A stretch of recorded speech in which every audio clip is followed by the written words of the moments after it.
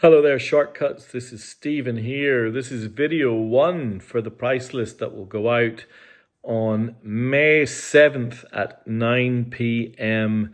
Sydney time. This is the genre list. We've got funk, blues, jazz, country, and maybe a few others as well. If you are watching this on YouTube and you are not on my mailing list and would like to be, drop me an email at shortcutsrecords@gmail.com.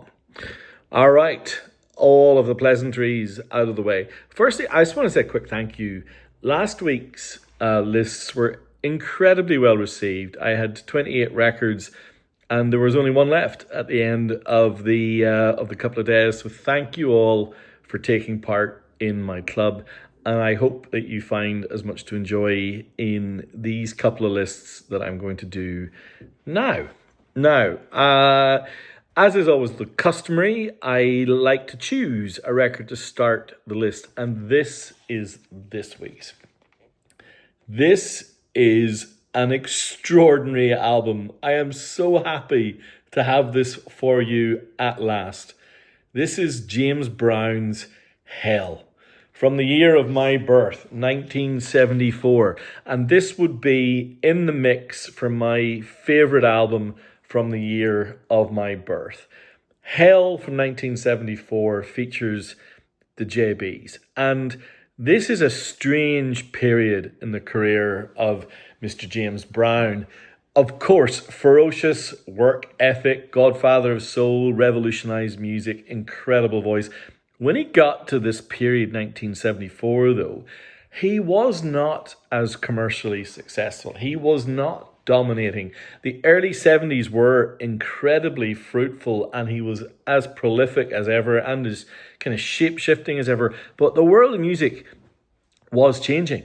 And this album is his response to that in many ways. And honestly, this album is a funk manifesto. Everyone talks about Payback being his greatest kind of funk double album. It has a lot of 10, 12-minute workouts, and it's sprawling and it's weird. And it kind of dominates everything that comes after it, except for Hell. Personally, I think Hell's better. I like the first two sides in particular. They're so concentrated. That opening side, cold-blooded, Hell, my thing, send it and doing it, please, please, please, where he incorporates an incredibly supple and unique funk style with also some versions of songs that he did in the past. But Cold-Blooded, the opening track, is incredible. The title track, Hell, is absolutely superb. Side two, he starts doing these incredibly weird cover versions of all things when the Saints go marching in, and it's fantastic. Stormy Monday. And the final track is the whole of side four. This is a double album, and it's called Papa Don't Take No Mess, and it features the most unhinged, absolutely chaotic, weird, and brilliant piano solo from James Brown himself. I think this album is wonderful. Look at the back sleeve. It says, "He's too strong, we can't stop him." That's because he's the Godfather. I mean, and look at the insert too. Look at that. This is the Japanese first press, by the way, on hard cardboard gatefold.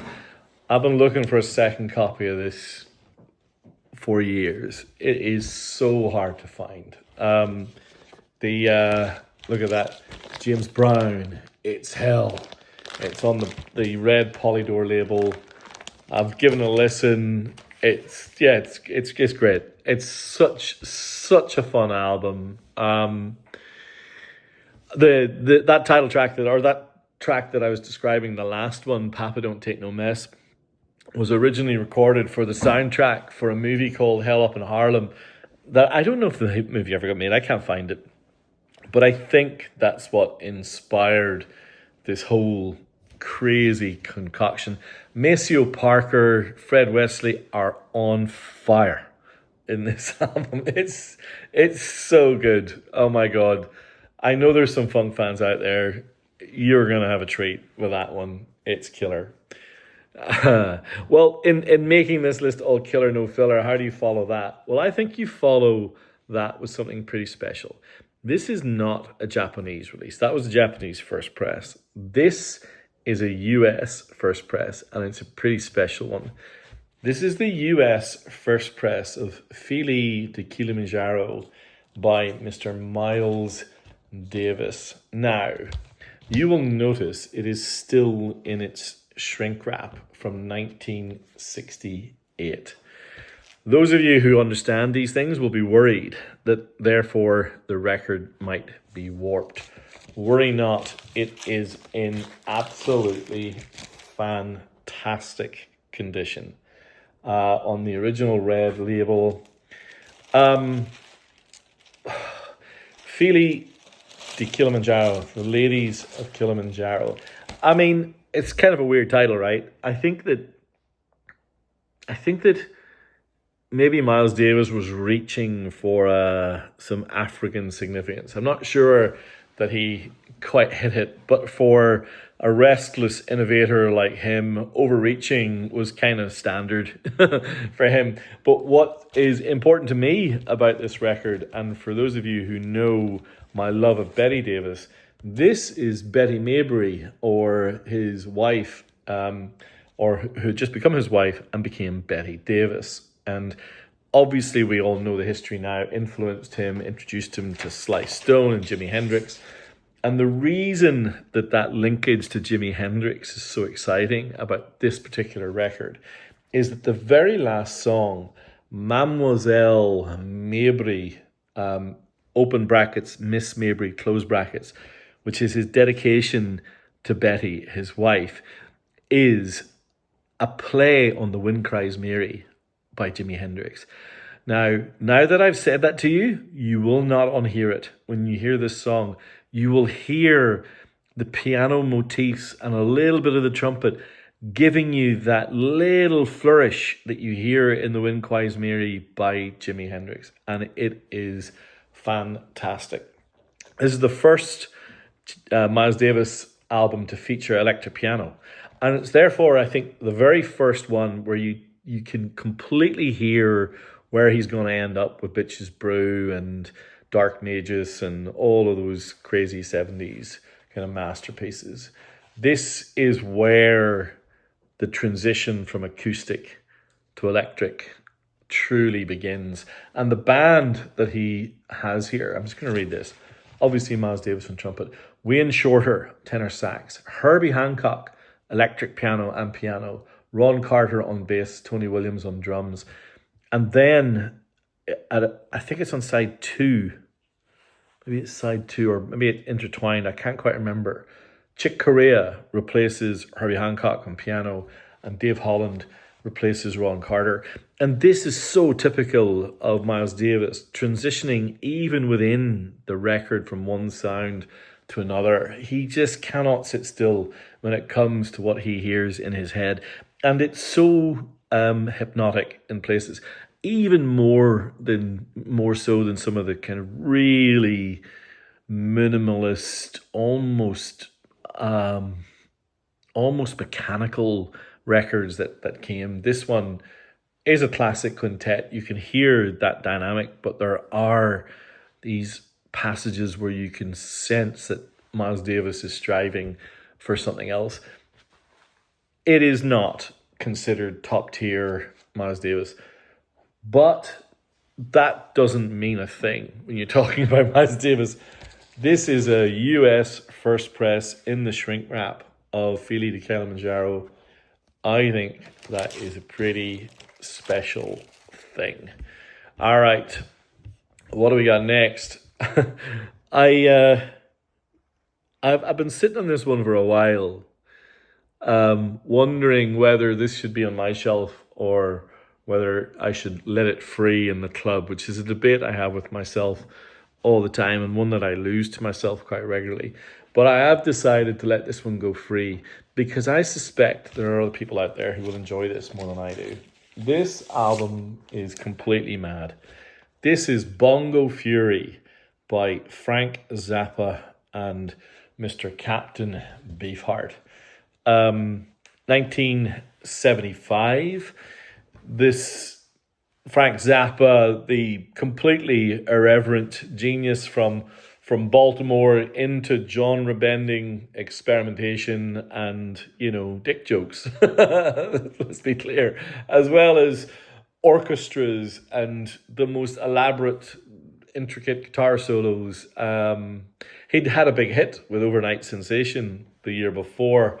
And him and, I believe, Beefheart and Zappa were friends. And, Captain Beefheart, more of a kind of avant-garde bluesman than Frank Zappa. You don't really hear blues in Zappa. It's more jazz, but they came together, and this is a rare moment of reunion, and it's quite fascinating. Live in concert at the Armadillo World Headquarters, Austin, Texas, May 20th and 21st, 1975. Now, there are some studio tracks woven in here. This is not as clean cut and typically Zappa-esque. It is a really weird fusion of swamp blues, complex time signatures, and Captain Beefheart's kind of growling incantations over the top. I hope you get a sense of it. I suspect Tom Waits loved this album. It's got Muffin Man, Carolina Hardcore Ecstasy, and I think the best song title is Sam with the showing scalp flap top, as you do. It's and Deborah Cadabra that opens it up is completely bonkers. It's on the yellow discreet label, as all Japanese Zappa were, and that's the band on the back. There you go. What a choice. I reckon there's someone leaping up and down going, me. There aren't many copies of that around, and it also features the first appearance on a Zappa record of Terry Bozzio, who, those of you who know your Zappa will know what that means. And it's a hard one to find, and so therefore I think kind of interesting. All right, I've given you a few kind of challenging pieces. Now I'm going to give you something that is completely level and cool and buttery and the sort of thing that completely suits a single malt. And it is the Japanese press of The Three Sounds. The Three Sounds, 1958, as it says here. Gene Harris on piano, Andrew Simpkins on bass, and Bill Dowdy on drums on the mighty Blue Note label. Such a gem, so understated. There's one of you out there who's got me into The Three Sounds. Ivan, you know who you are. They're just so lugubrious and velvety, and just let The Three Sounds just kind of wash over you. It is warmth, it is intimacy, it is a lot of what's great about jazz on vinyl, and those guys can play. They really can. There's an absolute mastery of the instruments in there. Just because it's laid back doesn't mean it isn't great. And I'm pretty sure this is mono as well. Certainly when the copy I have, which is I think pretty much the same as this one, is mono, and that really works because it gives you that really focused sound. Love it. Thank you for introducing it, Mr. Ivan. You know who you are. All right, let's go on to a completely different genre. We have English Rose by the mighty blues early version of Fleetwood Mac. Now that is indeed Mr. Mick Fleetwood in drag. There's the band in more moody surrounds. English Rose is interesting. It's really popular in Japan, but it's really a compilation of the best the best kind of singles, album tracks, and bits and pieces that they had done in the studio at that time, and it was focused on the US market. This is obviously long before they morphed into the kind of rock pop juggernaut that they kind of ran the world. This was when, Peter Green and the crew were writing blues songs like "Shake Your Moneymaker," which was covered by the Black Crows, and "Black Magic Woman" and "Albatross." Albatross being a massive influence on Sun King. Was it Sun King? The song on the B-side of Abbey Road by the Beatles. Those two tracks are just so intertwined for me. Jigsaw Puzzle Blues as well, just incredible. Love That Burns. There's so many great songs. And if you don't know this Peter Green driven version of Fleetwood Mac, then English Rose really is the best place to start, because it compiles so many of the songs that were absolutely superb about this band. And it's also got that completely bizarre sleeve. One of my kind of, foibles is that there are certain funk musicians and funk players that get under my skin and they become part of me, and I just want other people to love them as much as I do. And there's Millie Jackson, and there's the JBs, and there's all sorts of others. But there's also this dude who I just adore, and that is Swamp Dogg. Swamp Dogg there he is. He is an amazing funk soul musician. I love him to bits. All songs written by Jerry Williams Jr. This is a Japanese compilation, somewhat ironically called his Greatest Hits ? But it's a white label promo that pulls together most of the great stuff that Swamp Dogg did in the early 70s. Paradoxical, Buzzy Luck, Eat the Goose. There's some things that I can't say. In Pleasant Company, Forever Hold Your Peace, I've Never Been to Africa, and Make You Laugh, Make You Dance, sweaty, groovy, guitar-driven, just an absolute sweaty monster. Reminds me a lot of Baby Huey, if you know Baby Huey, and I love these compilations that the Japanese did. This is Greatest Hits ? By the mighty Swamp Dogg.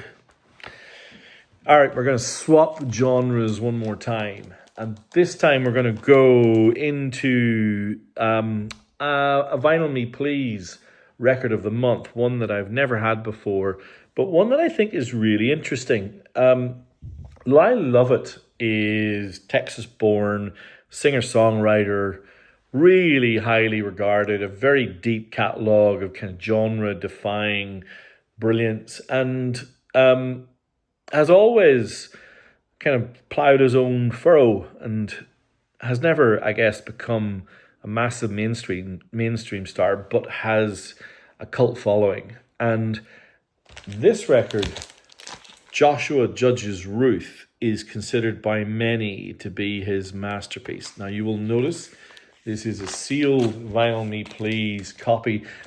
When Vinyl Me Please introduced the country and western stream a couple of years back, they really did genre hop around. They did a bit of bluegrass. They did some modern country. They did lots of kind of Johnny Cash and Willie Nelson and Dolly Parton, Tammy Wynette, the things that you might expect. But this one was really exciting because it was the 30th anniversary edition of what was considered Lyle Lovett's most beloved album. And part of the reason folks were so excited about it was because it had only had the most minimal of vinyl releases. In fact, in most geos, it had never been released on vinyl. And so the the subtlety, the songcraft, the really kind of emotional kind of tenor of his voice, just the nature of this record really lent itself. Now, this is pressed on, it's called Black Ice vinyl, but like the Joni Mitchell record from last week, it's pressed on 45 RPM, mastered by Ryan Smith at Sterling Sound. This thing just got rave reviews when it was released, and so I think there'll be somebody out there who I'm pretty convinced will love that. Now I've got some Shortcuts royalty and a couple, maybe a little bit of something different too. I have here an absolutely stunning copy of what is by a mile the biggest selling jazz record in the history of Shortcuts, and it is not close. And it is this Something Else by Cannonball Adderley, featuring Miles Davis, Hank Jones, Sam Jones, Art Blakey. This album is perfect. It is perfect. It is gold, literally, figuratively. It is one of the great Blue Note deep groove pressings. It has a completely incredible lineup of musicians. Every track is spectacular. The interplay between Cannonball Adderley and Miles Davis is sublime. It's got Autumn Leaves, which I think is probably the singular, gotta be up there for singular greatest tracks of all time. It's in fact, the only track that I've gone out and sought out the 12-inch to own because it was published in Japan. It is truly wonderful. If you don't know and have this record, Something Else is something else. It is jubilant. It is just, you can hear the joy. This record is just an absolute tonic. If you don't, man, I love it. It's so great. Yeah, it's so great.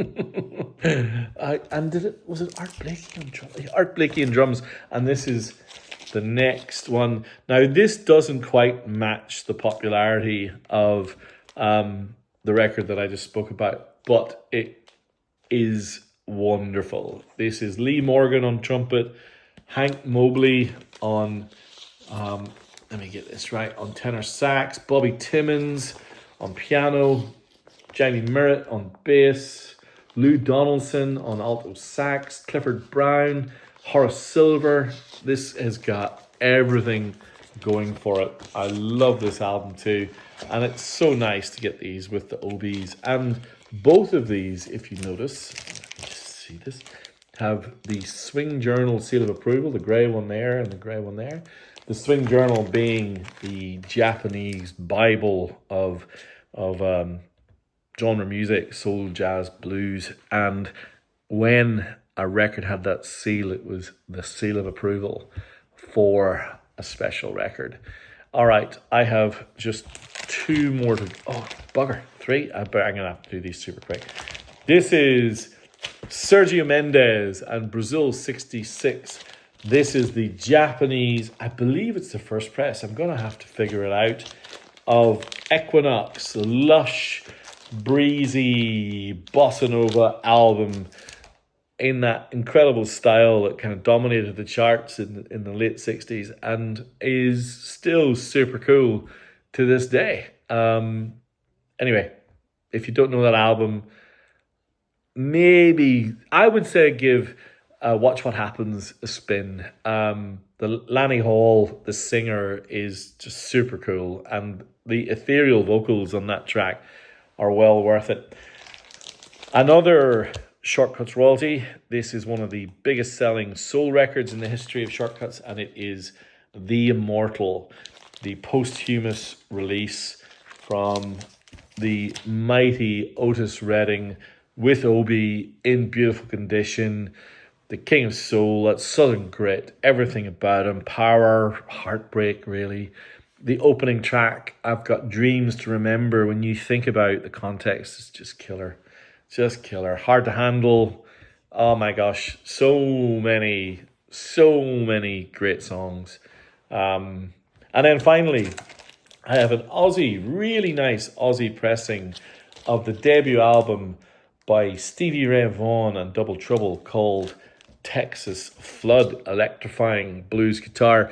Interestingly, those of you who are into these types of connections, David Bowie, the mythology is that David Bowie is the person who discovered Stevie Ray, and Stevie Ray played on Let's Dance, and it helped launch his career. And really, Texas Flood is probably the cornerstone of most kind of modern blues vinyl collections. If you don't have a good copy, then that one is excellent. If you liked what you saw, please leave a comment. Give me some feedback. The price list will go out 9 p.m. sharp the 7th. That's this Wednesday, Sydney time. If you would like to be on the price list, drop me an email, shortcutsrecordsaus@gmail.com.